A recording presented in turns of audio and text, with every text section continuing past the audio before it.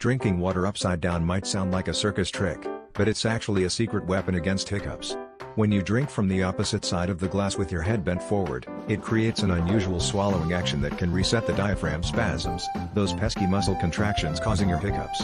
This quirky method leverages the body's reflexes and interrupts the cycle, offering a quick, non-medical solution that beats holding your breath or getting a sudden scare. Next time you're stuck in a hiccup loop, grab a glass of water, tilt forward, and sip from the far rim to trick your diaphragm back to normal. It's a simple hack that turns an upside-down world into an ingenious remedy, leaving you hiccup-free in seconds.